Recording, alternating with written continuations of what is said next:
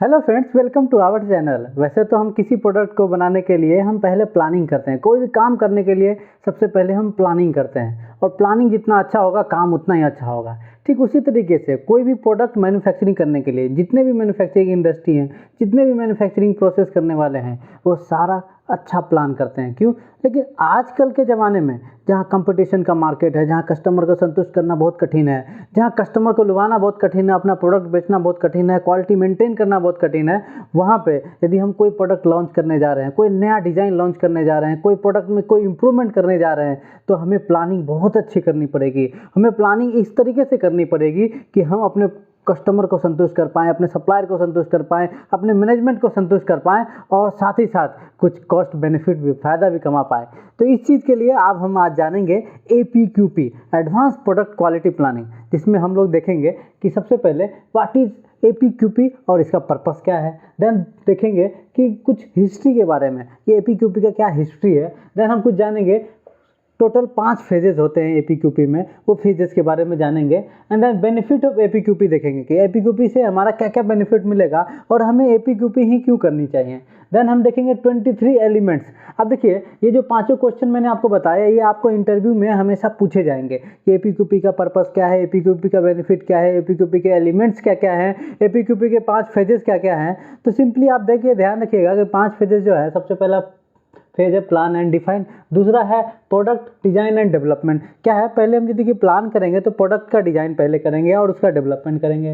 Then उसके बाद process design करेंगे, फिर उसका डेवलपमेंट करेंगे। देन उसके बाद क्या आ गया, प्रोसेस और प्रोडक्ट का जो हमने डिजाइन किया था, डेवलप किया था, उसको हम वैलिडेट करेंगे।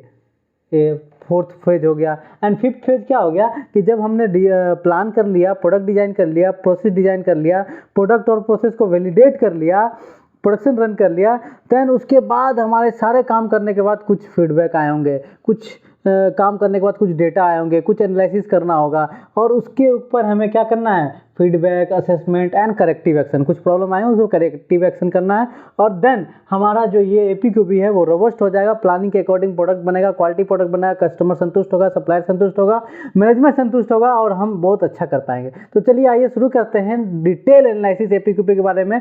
वीडियो पे लास्ट तक बने रहिएगा, कहीं मिस नहीं कीजिएगा। चैनल को सब्सक्राइब कर दीजिए, आगे आने वाली वीडियोज आपको टाइम पे मिलेंगे। Advance product quality planning is a structured method of defining establish the step necessary to assure the product satisfied the customer. Customer को सेटिस्फाई करने के लिए एक स्ट्रक्चर्ड प्रोडक्ट क्वालिटी प्लानिंग है, उसको हम APQP कहते हैं। दूसरा क्या कहता है, effective product quality planning depends on a company's top management commitment to the effort required achieving customer satisfaction. अभी देखिए कि हमें एक ऐसा स्ट्रक्चर क्वालिटी प्लानिंग अप्रोच चाहिए जिससे कि हमारा कस्टमर संतुष्ट हो, जिससे कि हमारा मैनेजमेंट संतुष्ट हो, जिससे कि हमारा सप्लायर संतुष्ट हो। तो ये हमारा APQP का पूरा पर्पस हो गया। देन हम देखते हैं कि APQP का ऑब्जेक्टिव क्या है। Objective, the goals of product quality are. Product quality का गोल्स क्या है, आप सब जानते हैं, to ensure development of work to new product done committed time with allow full customer satisfaction. जो कस्टमर का सर्टिफाइड टाइम है, कस्टमर का सेटिस्फैक्शन है, कस्टमर ने जितने समय में दिया बनाने के लिए, जो क्वालिटी प्रोडक्ट दिया बनाने के लिए, वो न्यू डेवलपमेंट सही समय पे हो जाए, वो हमारा कस्टमर का सेटिस्फैक्शन है। देन है effective communication with everyone involve, on time completion of the all required steps, minimal और no quality problems, minimal product launch and quality risk. अब यह देख लीजिए कि प्रोडक्ट लॉन्च टाइम भी कम से कम हो, क्वालिटी रिस्क कम से कम हो, quality product high quality product बने और कस्टमर संतुष्ट हो। APQP के थ्रू हम एक अच्छा रिपोर्टिंग सिस्टम भी बनाते हैं। उसके थ्रू हमारा जितना भी APQP का न्यू प्रोडक्ट का डेवलपमेंट हो रहा है, इसमें स्टैंडर्ड वे है, स्टैंडर्ड तरीके से हम रिपोर्टिंग करते हैं, कम्युनिकेट भी कर लेते हैं। To guarantee the supplier receive specific system subsystem component objective on time, support complete vehicle program objective. अब आप समझिए कि सब सप्लायर जो भी है वो सारे कस्टमर को संतुष्ट कर रहे हैं, कमिटमेंट कर रहे हैं कि हम स्ट्रक्चर वे से प्लानिंग कर रहे हैं न्यू प्रोडक्ट डेवलपमेंट का। और क्या बोलता है, to facilitate communication between supplier and customer particularly when information, direction और सपोर्ट इज रिक्वायर्ड। अभी कम्युनिकेशन भी हमारा सही तरीके से कब कब कम्युनिकेट करना है वो भी स्ट्रक्चर वे में हमारा APQP में लिखा हुआ है, और क्या क्या कम्युनिकेट करना है, क्या क्या रिक्वायरमेंट है कस्टमर की कि हमें कम्युनिकेशन चाहिए, वो भी हमें इस स्ट्रक्चर वे के थ्रू मिल जाएगा। दूसरा है कि to define role and responsibility of APQP element. अब इसका ऑब्जेक्टिव ये है कि क्वालिटी प्रोडक्ट बनाने के लिए किसका क्या रोल्स एंड रिस्पॉन्सिबिलिटी होगी। देखिए आपके कंपनी में कोई ना कोई एक डॉक्यूमेंट्स होगा जिसका नाम है एपीक्यूपी मैट्रिक्स। उस एपीक्यूपी मैट्रिक्स में 5 फेजेस हैं और उस पांचों फेजेस में ऑब्जेक्ट वर्क डिफाइंड है, और वर्क जो डिफाइंड है उसकी रिस्पॉन्सिबिलिटी, प्राइम रिस्पॉन्सिबिलिटी और सेकेंडरी रिस्पॉन्सिबिलिटी। अभी देखिए क्या है कि प्राइम रिस्पॉन्सिबिलिटी और सेकेंडरी रिस्पॉन्सिबिलिटी, प्राइम रिस्पॉन्सिबिलिटी ऐसा होगा, सेकेंडरी रिस्पॉन्सिबिलिटी ऐसा होगा, और वो कैसे डिफाइन करेंगे वो एपीक्यूपी मैट्रिक्स में आपका डिफाइंड होगा। देन कॉन्सेप्ट क्या है, क्वालिटी क्या बोल रहा है, quality is never an accident. Quality accident नहीं है, it is always the result of intelligent effort. Quality जो है वो इंटेलिजेंट एफर्ट, प्रोएक्टिव एफर्ट और रिस्क बेस्ड एनालिसिस का जो रिजल्ट होता है वो क्वालिटी प्रोडक्ट होता है।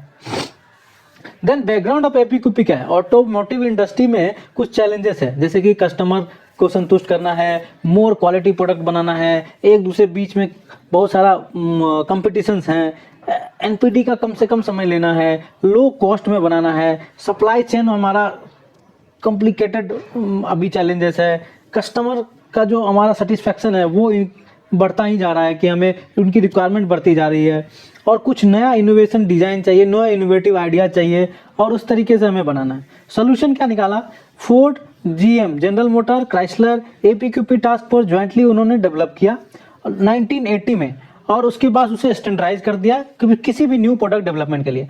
देन 1980 में डेवलप होने के बाद वो धीरे धीरे 1999 में, 2004 में, एंड देन नाउ 2009 में वो डेवलप होते गए, रिविजन्स आते गए, जब उसमें कुछ ना कुछ रिक्वायरमेंट्स आता गया। देन हमारा एआईजी ने फिर एपीक्यूपी को टेक ओवर किया और उसे कुछ अच्छे तरीके से पब्लिश करके सबके सामने लाया 2004 में।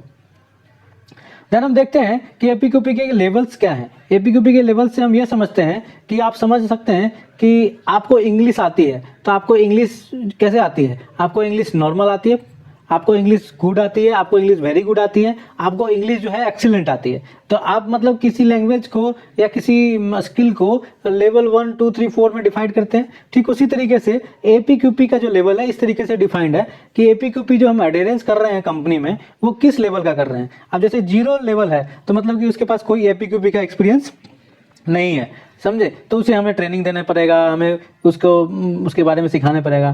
देन लेवल 1 का यदि हम देखते हैं तो मतलब ये हुआ कि वहाँ पे प्रोसेसेस हैं, प्रोसीजर्स हैं, लेकिन एपीक्यूपी का सिस्टम नहीं है, वो लेवल 1 है। ठीक है, तो हमें वहाँ एपीक्यूपी टूल डेवलप कराने होंगे, प्रोसीजर और सिस्टम में इम्प्लीमेंट कराने होंगे। देन यदि कोई कंपनी को हम यदि बोलते हैं लेवल 2 का जो है तो वो लर्निंग फेज में है, उसने बेसिक प्रोसेस और सिस्टम जो है एपीक्यूपी का डेवलप कर रखा है और उसको वो आगे बढ़ा रहा है। देन लेवल 3 जो है वो लेवल 3 में क्या है कि जो एपीक्यूपी की जो है वो अच्छे तरीके से इम्प्लीमेंट है और रिजल्ट दे रहा है और काम में आ रहा है एपीक्यूपी, और सिस्टम में भी इम्प्लीमेंटेड है। देन लेवल 4 जो है, लेवल 4 में ये हो जाता है कि एपीक्यूपी जो है वो अब उसके वर्क कल्चर में आ गया है एपीक्यूपी, और उसके हिसाब से मैट्रिक्सेस बने हुए हैं। जो भी न्यू प्रोडक्ट डेवलपमेंट आता है वो डायरेक्ट एपीक्यूपी में जाता है, उसका प्रॉपर सिस्टम है, प्रॉपर अलग से डिपार्टमेंट है न्यू प्रोडक्ट डेवलपमेंट का, और जो डायरेक्ट एनपीडी जो है डिपार्टमेंट वो डायरेक्ट एपीक्यूपी के अकॉर्डिंग काम कर रहा है, टाइम प्लान बना रहा है, टाइमिंग चार्ट बना रहा है एपीक्यूपी का, और उसको फेज वाइज क्लियर कर रहा है, उसकी मॉनिटरिंग कर रहा है, उसका टाइम टू टाइम रिव्यू कर रहा है, टाइम टू टाइम एमओएम हो रहा है, सीएफटी जनरेट हो रहा है। तो ये सारी चीज जब ब्लड में आ जाती है कंपनी के, तो मतलब कि एपीक्यूपी जो है वो फुल्ली लेवल 4 पे काम कर रहा है वहाँ। तो इस तरीके से एपीक्यूपी लेवल आप जान गए। देन हम जानते हैं एपीक्यूपी के 5 फेज होते हैं। अब देखिए किसी भी प्रोडक्ट को लॉन्च करने से पहले उसको डेवलप करना है, और डेवलप करने के लिए कोई भी चीज़ आप काम करते हैं, कोई भी नया काम करने जाते हैं तो सबसे पहले आप क्या करते हैं, कोई भी नया काम करने आप जाते हैं तो सबसे पहले आप क्या करते हैं, प्लानिंग करते हैं। और वो प्लानिंग जो आप करते हैं तो उसको सबसे पहला जो फेज हो गया वो plan and define the program. जो आपका प्रोग्राम है उसको प्लान करना है, उसको डिफाइन करना है कि आखिर वो प्रोग्राम है क्या, कैसे होगा, किस तरीके से बनेगा, कहाँ बनेगा। देन उसके बाद है phase 2, product design and development. अब प्रोडक्ट डिजाइन एंड डेवलपमेंट क्या है कि ये भी एक प्लान का फेज है जिसमें हम प्रोडक्ट के डिजाइन को प्लान करते हैं और डेवलप करते हैं। देन तीसरा फेज कहता है प्रोसेस डिजाइन एंड डेवलपमेंट। मतलब ये भी एक प्लान का फेज है जिसमें हम प्रोसेस को डिजाइन करते हैं और उसको डेवलप करते हैं। देन उसके बाद होता है 4 ये प्लान के बाद डू का फेज है, प्लान डू, जिसमें हम ये देखते हैं कि प्रोडक्ट और प्रोसेस को वैलिडेट करके चेक कर रहे हैं। रन करके चेक कर रहे हैं। तो इसमें जो है प्लान, डू, चेक, डू और चेक दोनों फेज 4 में हो रहा है, जिसमें हम ये देखते हैं कि प्रोडक्ट और प्रोसेस का जो डेवलपमेंट है और उसका वेरिफिकेशन हो रहा है।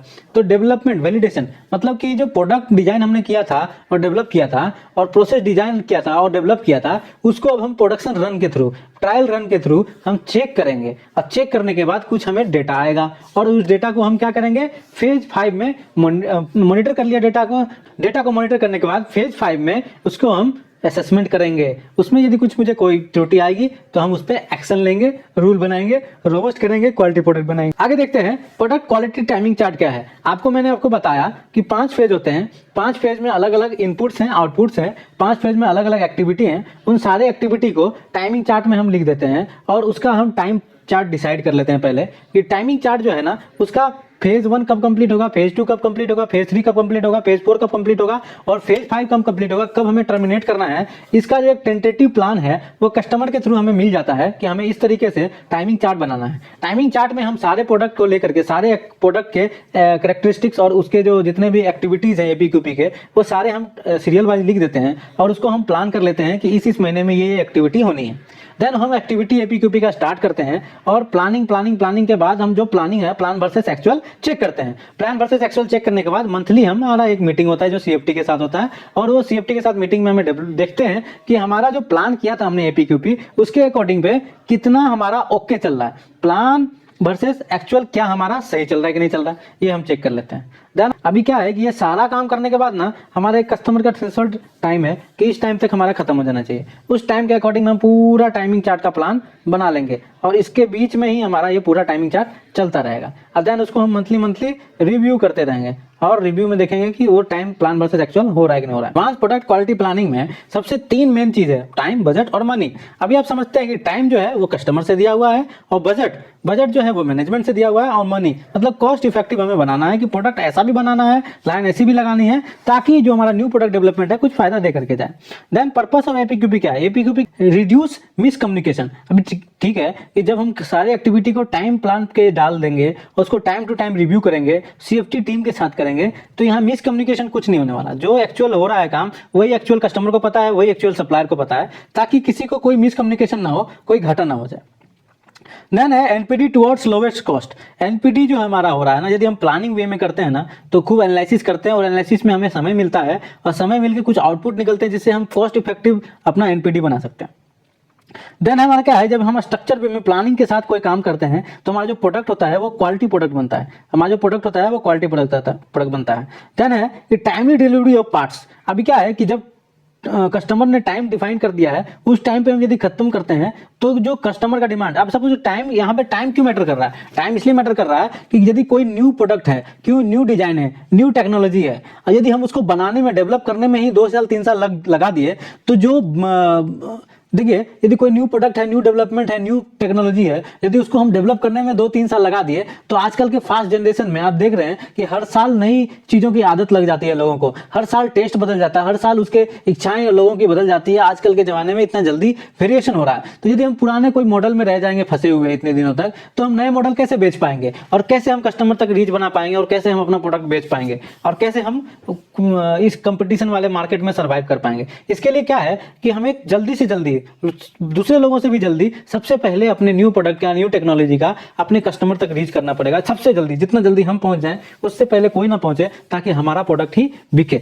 ये मोटो होता है एडवांस प्रोडक्ट क्वालिटी प्लानिंग का।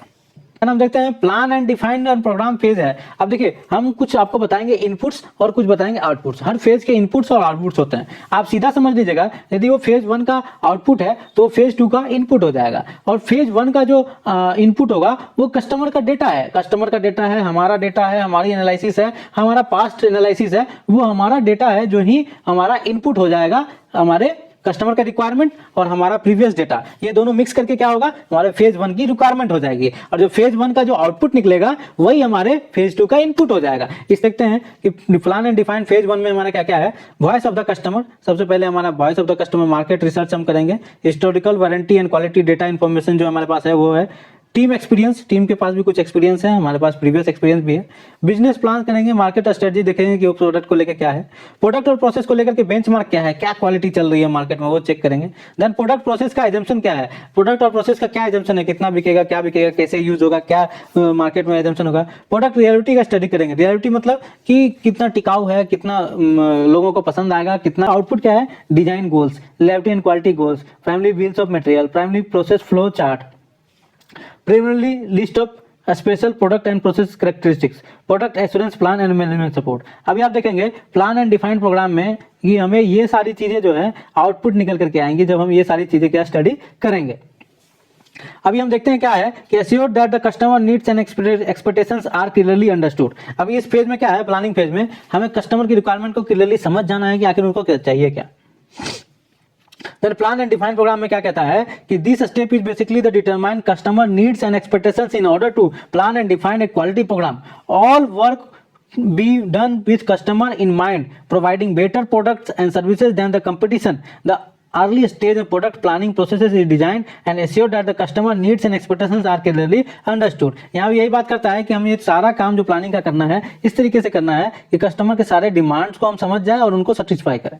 प्रोडक्ट डिजाइन एंड डेवलपमेंट, अभी हम जानते हैं नेक्स्ट फेज 2 के बारे में। This step deal with the elements that the planning during which design features and characteristics are developed into a near final form. The product quality planning team should be considered all design factors in the planning process, even the designs owned by the customer. This step include prototype build to verify the product or services. अभी क्या करना है हमें, जब हमारा product design and development होगा उस समय हम प्रोडक्ट का कोई प्रोटोटाइप बनाएंगे। हमारा जो इनपुट है वो हमारा फेज 1 का आउटपुट होगा। देखिए जो इनपुट है वो फेज 1 का आउटपुट यहाँ लिखा हुआ है ना, फेज 1 में जो आउटपुट था, फेज 1 में जो आउटपुट था वही हमारा फेज 2 में इनपुट हो गया। इस तरीके से आप बहुत आसानी तरीके से याद कर सकते हैं।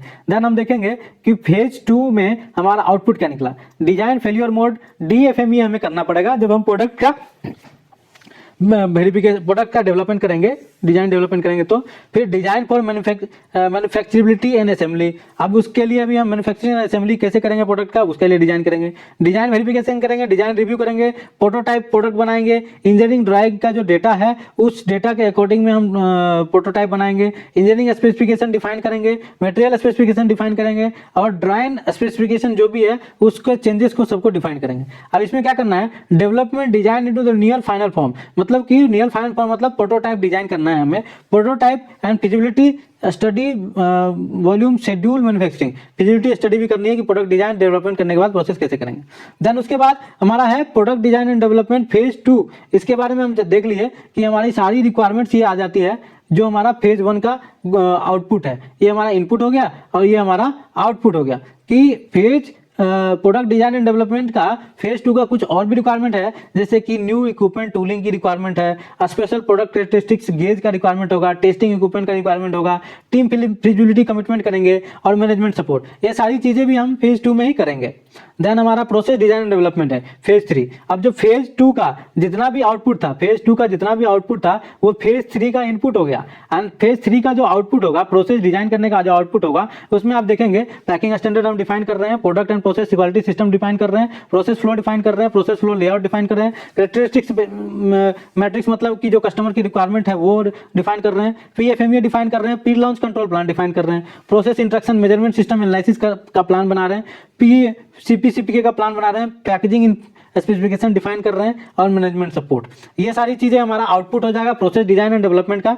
देन हमें देखेंगे कि प्रोडक्ट एंड प्रोसेस वैलिडेशन, तो ये हो गया हमारा फेज 4। जो आप देखेंगे कि जो ये फेज 3 का जो आउटपुट है वो फेज 4 का इनपुट हो गया सारा, और देन हमारा जो फेज 4 का जो आउटपुट होगा वो जो हमने प्लान किया था फेज 2 में और फेज 3 में प्लान किया था, जो प्लान मैंने फेज 2 में प्रोडक्ट डिजाइन एंड डेवलपमेंट के लिए किया था, फेज 3 में प्रोसेस डिजाइन एंड डेवलपमेंट के लिए किया था, वो फेज 4 में उसको हम डू करेंगे। मतलब कि यदि प्लान किया था तो यहाँ एक्चुअल करेंगे, यहाँ MSA करेंगे, SPC करेंगे और उसके बाद हमें पार्ट अप्रूवल के लिए पीपैप बनाएंगे। देन उसके बाद वैलिडेशन टेस्टिंग करेंगे, टेस्ट रिपोर्ट बनाएंगे, प्रोडक्शन कंट्रोल प्लान बनाएंगे, उसके अकॉर्डिंग हम चेक करेंगे, ट्रायल रन करेंगे। ठीक है, ट्रायल रन करेंगे, उसको वेरिफिकेशन चेक करेंगे। देन हमारा लास्ट फेज आता है कि जो हमारा फेज 4 का जो हमारा आउटपुट था वो फेज 5 का इनपुट हो गया। देन उसके बाद हम क्या चेक करते हैं कि जो हमारा डेटा सारा आ गया, हम ट्रायल वायल रन कर लिए हैं क्लॉज 4 में, प्रोसेस और प्रोडक्ट और प्रोसेस का वैलिडेशन कर लिए हैं। तो अभी हमें क्या करना है, वेरिएशन को रिड्यूस करने के लिए चेक करना है, इंप्रूव कस्टमर सेटिस्फेक्शन चेक करना है, इंप्रूव डिलीवरी सर्विस चेक करना है, effect use of practice check करना है, मैक्सिमम आरओआई क्या होगा, मिनिमम वेस्ट कितना होना चाहिए और मिनिमम कॉन्सिक्वेंस क्या क्या है। अभी देखिए कि ये सारा फेज खत्म होने के बाद हमें क्या करना है, हमने क्या किया और हमें क्या मिला, ये इसके बारे में हम जानेंगे। लेकिन उससे पहले मैं आपको बता दूं कि जब एपीक्यूपी स्टार्ट हो रहा था तो कस्टमर के कहने पे जो हमारा सीएफटी लीडर है, जो भी इंजीनियरिंग डिपार्टमेंट का हेड होता है, वो हमारा डिफाइन करता है कि हमारा एपीक्यूपी का टाइम प्लान यहाँ से स्टार्ट हो रहा है, यहाँ पे खत्म होगा। देन वो साथ ही साथ जब हमारा सारा 5 फेज हो जाता है, तब वो 5वें फेज में ट्रायल वायल होने के बाद पीपीवीटी होता है। पीपीवीटी इस तरह कह सकते हैं कि जो पीक प्रोडक्शन ट्रायल होता है, किसी भी कस्टमर का, हर कस्टमर का अलग अलग लैंग्वेज है पीक प्रोडक्शन ट्रायल का, वो पीक प्रोडक्शन का ट्रायल होता है। तो उसके बाद ये डिफाइंड होता है कि चलो ठीक है, मास प्रोडक्शन में आ गया हमारा। मास प्रोडक्शन में रहने के बाद प्रोडक्ट को इनिशियल फेज में रखा जाता है। अलग अलग ओईएम के अलग अलग रिक्वायरमेंट है कि इनिशियल फेज में उसकी क्या क्या रिक्वायरमेंट होगी। कोई कहता है कि 5000 पार्ट, कोई कहता है कि 3 मंथ, कोई कहता है 6 मंथ, कोई कहता है 3000 पार्ट। सबकी अलग अलग रिक्वायरमेंट है। आपके ओईएम की क्या रिक्वायरमेंट है वो आप देखेंगे, या आप खुद ओईएम है तो आपका इनिशियल प्रोडक्ट के लिए क्या रिक्वायरमेंट है वो आप खुद देख सकते हैं। तो अभी मैं आपको ये बताना चाह रहा हूं कि जो आपका सीएफटी लीडर है, जो एनपीडी का सीएफटी लीडर है, वो आपका रेज करेगा कि आपका इनिशियल पीरियड कब स्टार्ट हो रहा है और इनिशियल पीरियड कब खत्म होगा। इनिशियल पीरियड में क्या होता है कि इनिशियल पीरियड में 200% इंस्पेक्शन होता है। 200% इंस्पेक्शन मतलब ये है कि जो आपने प्री लॉन्च या मेन प्रोडक्शन कंट्रोल प्लान में, जो आपने प्री लॉन्च कंट्रोल प्लान में या प्रोडक्शन कंट्रोल प्लान में आपने जो चेक पॉइंट डाला होगा कि प्रोडक्ट को 100% वेरीफाई करना है, प्रोडक्ट को जो सैम्पलिंग प्लान आपने दिया होगा, वो सैम्पलिंग प्लान सीधा से का सीधा दुगना हो जाएगा जब हमारा प्रोडक्ट इनिशियल में रन करेगा। तो जब हमारा इनिशियल में प्रोडक्ट रन करेगा, तो सपोज कि सोचिए कि यदि हमें 100 पार्ट में 5 पार्ट का विजुअल चेक करना है, 100 पार्ट में 5 पार्ट का डायमेंशन चेक करना है, तो जब हमारा पार्ट इनिशियल में होगा तो 100 पार्ट में 10 पार्ट का हम डायमेंशनल चेक करेंगे। इस तरीके से हमारा 200% इंस्पेक्शन होगा और स्टेजेस पे, बीओपी स्टेजेस पे भी, प्रोसेस पे भी, इन प्रोसेस पे भी और फाइनल स्टेज पे भी होगा। और जो हमारा आईएफएम इनिशियल फ्लो मैनेजमेंट, जो कस्टमर का एक अलग से 200% टेबल होता है, वहां पे भी हमारा 200% इंस्पेक्शन होगा। देन हम देखते हैं कि बेनिफिट्स ऑफ एपीक्यूपी क्या है। Resource are directed towards customer satisfaction. जो हमारा कस्टमर सेटिस्फैक्शन होगा, रिसोर्स उसके अकॉर्डिंग में हम यूज किए। Required changes are identified early. जो भी चेंजेस होने हैं, जो भी ईसीएन, पीसीएन, डीसीएन होने हैं, या कोई भी चेंजेस आनी है, कोई भी तरीके का कोई प्रॉब्लम आ रहा है, तो उस तरीके से एपीक्यूपी के दौरान ही हमें वो प्रॉब्लम आइडेंटिफाई हो जाता है। देन हम चेक करते हैं कि चेंजेस क्लोज टू और after product launch are avoided. Changes product launch होने के बाद, प्रोडक्ट मास प्रोडक्शन में आने के बाद उसमें कोई चेंजेस की रिक्वायरमेंट नहीं रहती है। एपीक्यूपी से हमें ये फायदा होता है कि हम स्ट्रक्चर वे में प्रोडक्ट को प्लान कर रहे हैं, तो हमें कम से कम डिफेक्ट बनते हैं। एक quality product is provided on the time at the lowest cost. मतलब प्रोडक्ट क्वालिटी प्रोडक्ट बनाया जाता है कम से कम दामों में। ये हमारे सारे बेनिफिट्स हैं। देखिए, बेनिफिट्स ऑफ एपीक्यूपी जो है बहुत ज़्यादा है। एपीक्यूपी को यदि हम अप कर लेते हैं तो हम अपने न्यू प्रोडक्ट डेवलपमेंट की सारी रिक्वायरमेंट को जान जाएंगे। पीपीएफ के सारे डॉक्यूमेंट्स इसी से निकल करके आते हैं। आगे आने वाले वीडियो में आपको पीपीएफ के डॉक्यूमेंट्स के बारे में भी एक्सप्लेन करूंगा कि कैसे पीपीएफ के डॉक्यूमेंट्स बनाते हैं और उसके लेवल्स क्या क्या हैं। लेकिन पहले हम एपीक्यूपी के बेनिफिट देख लेते हैं। Robust and reliable design, reduce process variation, enhance confidence in the supplier capabilities, better control process changes, defect free launches, improved customer satisfaction, improved delivery and services, maximum ROI, minimum waste, minimum cost of non conformance। इस तरीके से हमें एपीक्यूपी के इतने सारे benefits हैं।